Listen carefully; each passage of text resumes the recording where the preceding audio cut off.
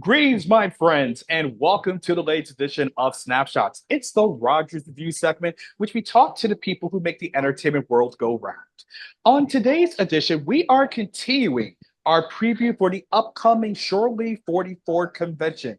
And as most of you know, it's going to be in a brand new location in Lancaster, Pennsylvania. I know we spent many years at the Hunt Valley, Maryland area, but things change, time to move on, new location, but it's okay.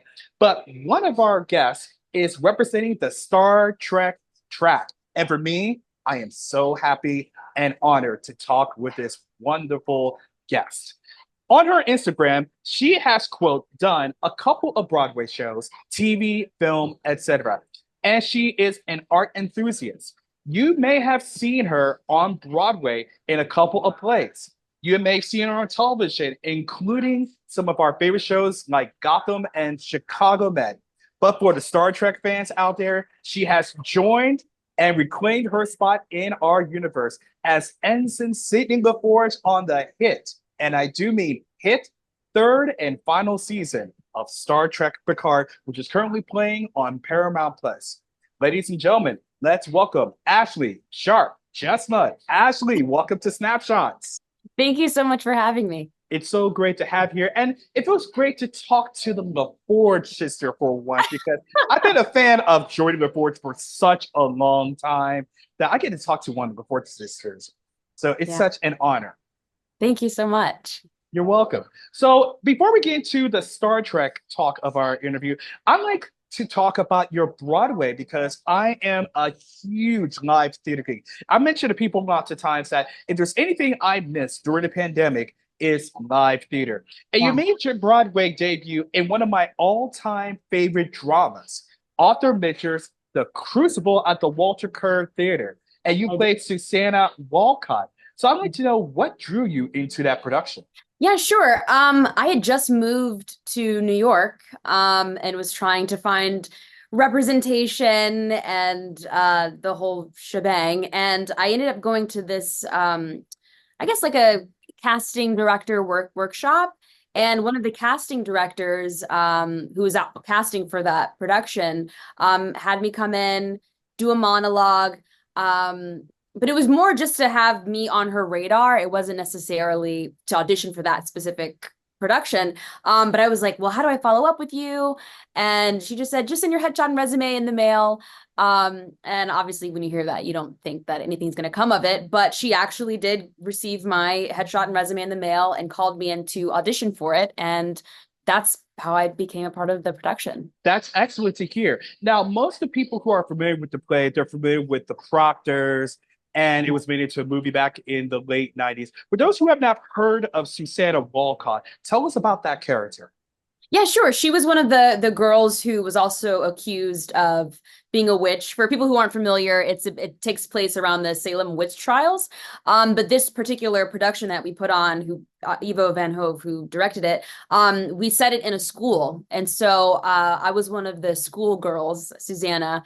And I also understudied Abigail's role too on Broadway. That's excellent. Now, were you a fan of the play itself before taking on the role? Oh, absolutely. Well, we studied it in school, in high school. So I kind of already had a little bit of knowledge of it. And then once I knew that they were going to do like this whole school setting of it, it made me even more excited to be a part of the production because it hadn't been done before. Especially when it's set in a school setting, which I never even heard of before, but I'm glad it had a great take on it. Now, who was among the cast when you did it? So many people. I guess the Abigail, Saoirse Ronan, John Proctor, was Ben Whishaw, Kieran Hines. I mean, there were so many people involved with that production. Sophie Okonedo. I'm trying to think. Yeah, so many big hitters were a part of that production. Yeah. Damn, I wish I was seeing that play back when it was out. Seriously, got some great heavy hitters. Yeah. What was it like to work with that cast? A masterclass. I mean, these are the epitome of like great acting in our industry, and just to be able to work with them for 8 shows a week, just to see them literally give their all to each audience. It was awe-inspiring. Well, I'm so glad to hear it. And then the following year, you became part of the original cast of a Dollhouse Part 2, being the understudy of Emmy Helmer, who was played by Condola Rashad, who is the daughter of Felicia Rashad. So talk Yeah. about being part of that original production, that wonderful cast. Yeah, sure. Again, well, this was a little bit different. I had representation, and got an audition to, come in and read for the understudy role of it. And I knew it was Condole at the time, and I was like, oh, this sounds really cool. And I also, again, from school, we read A Doll's House, especially in acting classes. We always go back to Henrik Ibsen, and so just knowing that number one is it was going to be a comedy and have like this plot of Nora coming back, was really interesting and drew me to come and audition for it. Well, that's wonderful. This looks like we just found out that you were in two plays that we both have read in high school, which is I amazing. know. Now, is there a play that you read at one point that you would love to be in a Broadway play one day? Oh gosh. Well, I'm going to rephrase it. There is a play that I saw actually on off Broadway. It was called Familiar by Danai Gurira, who's in The Walking Dead. Yes. Black Panther. Like, she's just amazing. I saw that play and I was like, oh my God, if this ever comes to Broadway or if this ever comes back, I would love to be a part of that. But yeah, there's so many plays that I've read. But that one in particular, I haven't seen it done again since, and I'd love to be part of that. Well, tell me this. The next time, if that play happens and you're in the cast, I better get a call, an email. Absolutely. I want to see you in that play. Denaya, what can you say? What can you say? Yeah, yeah. And then you made the transition into television in between the times you were in theater. You did Chicago Med as a recurring character. You did Gotham as a recurring character. And then you landed the role of Ensign Sidney La Forge in the third and final season of Star Trek Picard. And before the series, as many Trekkies know, we only knew of Sidney from the series finale of Next Generation, All Good Things. So how did it feel to finally breathe live into this character we only heard back in 1994, and finally we got the great actress of you portraying her? Oh, thank you. Yeah, it's surreal. I mean, I've talked about it a little bit before, but like my mom is a huge Trekkie. And so knowing Geordi La Forge, the history of this character, it was a lot of pressure, a lot of people. And like you said, it was kind of like a cliffhanger, like who is Sidney? And then me coming in and kind of being, the voice and body and the helms, there's so much behind Sidney's character that I knew there will be a lot of eyes on it, for sure. And especially being a strong African-American woman playing the character, since you are following in the strides of Nichelle Nichols, who started the whole shebang back in '66. And one of the things I love about your character, like my character, because I was in a Star Trek fan film for a number of years as a pilot helmsman myself. Love it. Yeah, so I was Lieutenant, well, he's now Commander Morris of the Starship Farragut. So I remember putting on the uniform, stepping onto the bridge the very first time, and taking it in. I want you to talk about that same feeling, putting on the new uniform, stepping onto the bridge of the Titan. What did that feel like? It's an indescribable feeling. I mean, I know I keep saying surreal, but it really was, because you see it on TV, and you put on your uniform and you get your little pip on your neck. It just was, it's an incredible feeling. And I hope, with the other Star Trek series and other things that, people are able to like become extras or even audition for the show so they can feel what I felt. It's a different world. I mean, obviously you're on set, but it feels like a different world. It definitely does. I remember when I was on the film set for Starship Farragut, stepping onto that bridge first time, like an ensign, just as you, and going over to my console and trying to remember all the buttons I had to push. It's a lot. It's a lot to memorize, right? Yeah. Yes, it is. In fact, one of the craziest things is the sound guys had to remind me, Dean, don't play it like a piano doing this. Do it one sound here, one sound there, because every time you push a button, we have to make a sound. Yeah, yeah, So I'm glad that we pilots know the dangers of our jobs. correct, correct. Now, in an interview, you mentioned that Jordan La Forge has been on your profile picture on Instagram for years. So Yeah. it was like destiny for you to not only work with the wonderful, the legend, LeVar Burton, but also work with his daughter, Mika, who plays your sister, Alondra. Now, did you three meet prior to filming to establish that family connection? Yeah, I met LeVar briefly on the lot where our trailers were. And then I met Mika actually, we were actually on the bridge, I believe. She came by to say hi, and at the time I didn't know that she was actually LeVar's daughter. I mean, yeah, her daughter, his daughter. And so I just was like, "Oh my God, this is so cool, cool." And then when I saw Burton on the call sheet, I was like, "Wait a minute." And then Jonathan Frakes was like, "No, no, no, that's his real daughter." And I was like, "This is insane." Yeah. I bet. And you also had some great chemistry and great scenes with Jerry Orion 7 and 9. It felt like you were both trying to find friendships within your characters. And I had a feeling that carried through outside of the action when they say cut and you guys continue that connection. Is that true? Oh God, yeah, Jerry's so sweet. Oh my goodness. Such a lovely person. Yeah. I mean, she's our captain. You know what I mean? So like the way she took us all under her wing, and made us all feel comfortable on set. You couldn't ask for a better scene partner and a person to look up to on set. Absolutely. And also that chemistry can go well with Ed Spillers, who Yeah. plays the other Picard at Jack Crusher. Talk to us about the chemistry working with him as well. Yeah, yeah, we really got along. He was awesome. I think too, just because we have so much downtime in between setups for different scenes, you are not kind of forced, but like you talk to your castmates.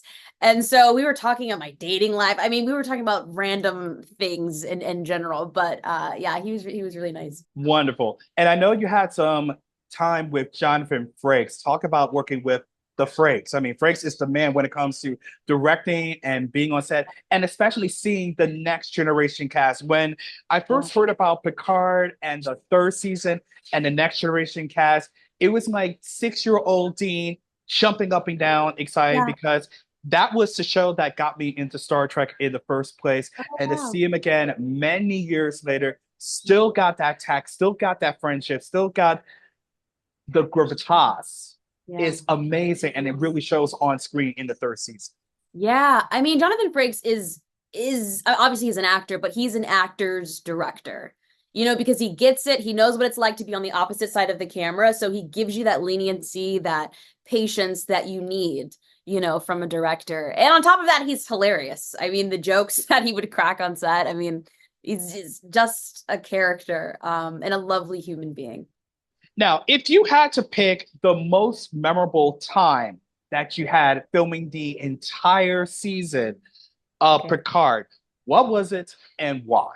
Okay, that's hard. There are so many moments. I think obviously the stunt work that we did was really cool. I mean, the prosthetics was really cool. I mean, there's so many things that I was able to do that season that I haven't been able to do prior in my career. So like I'd say no, this is so hard. I'll stick with the stunt work. The stunt work This, and stuff like that. Yeah.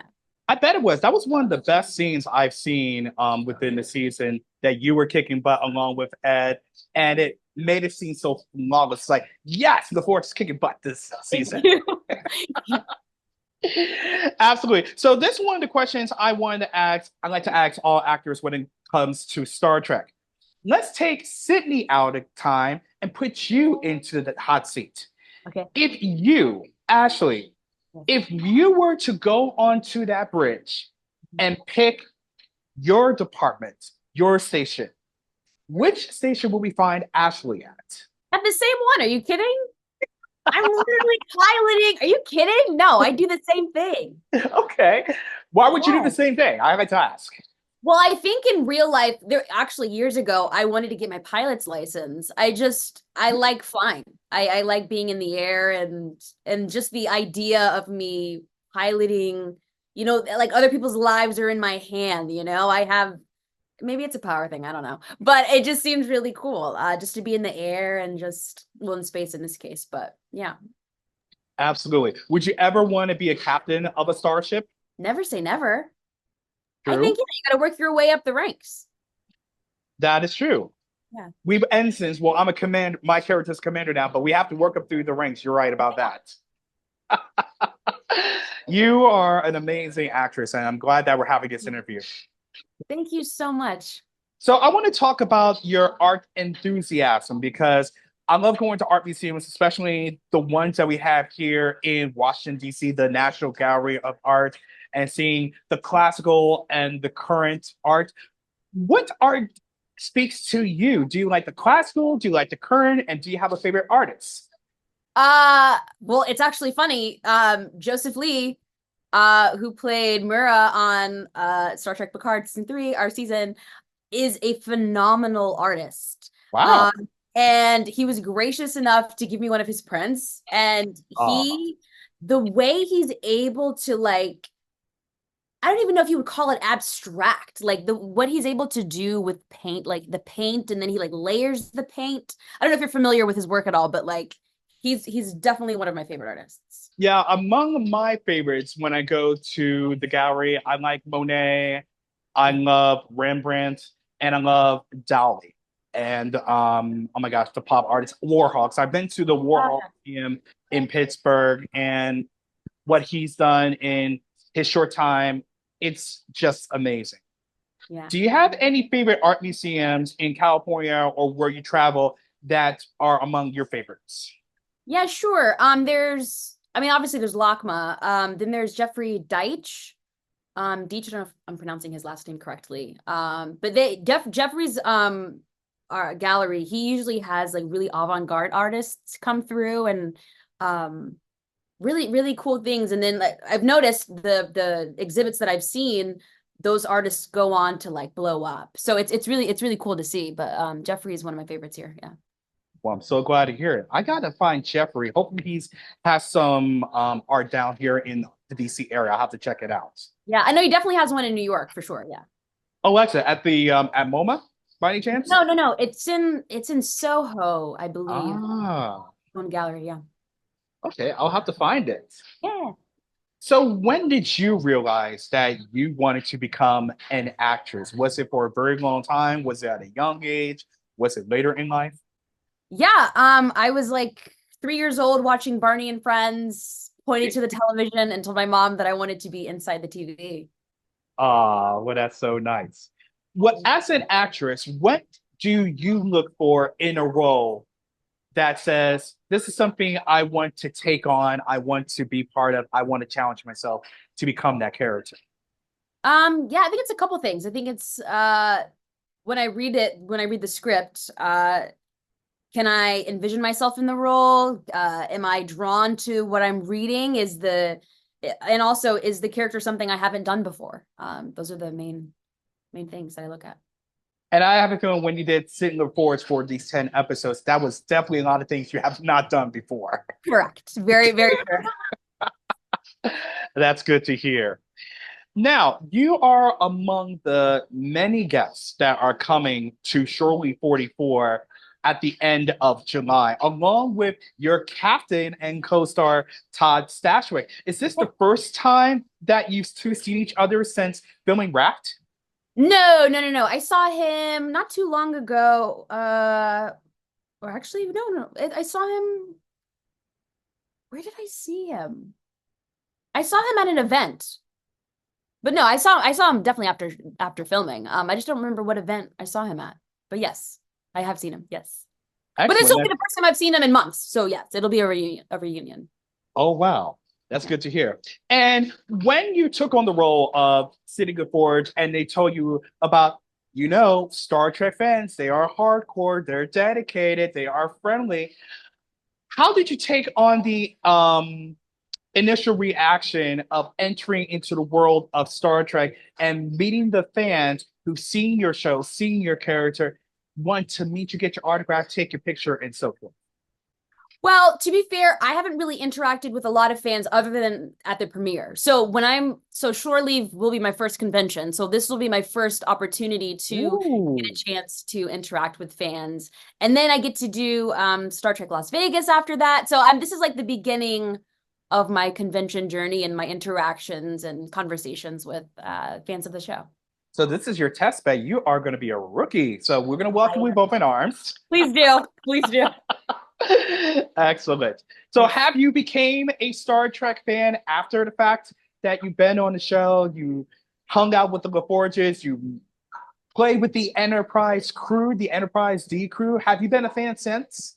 Yeah, I think so. I mean, I've watched it. Yeah.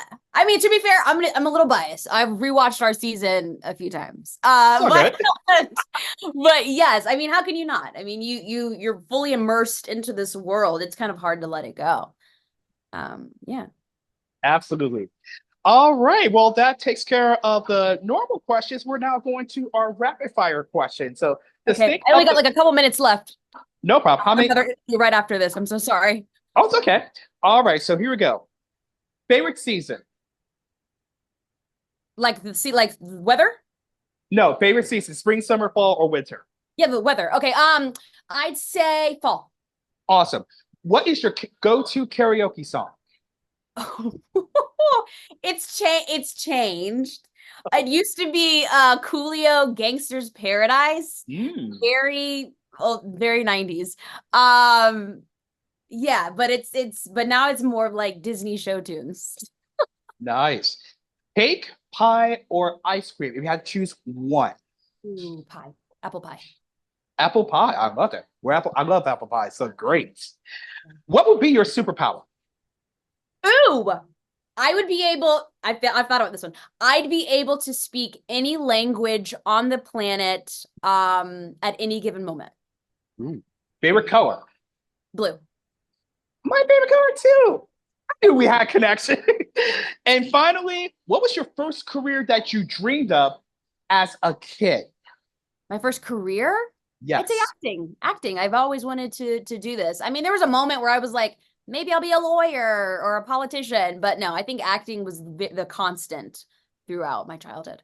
Awesome. Well, let you know mine. Summer for Season, Rocket Man by Elton John. Oh, nice. Blue.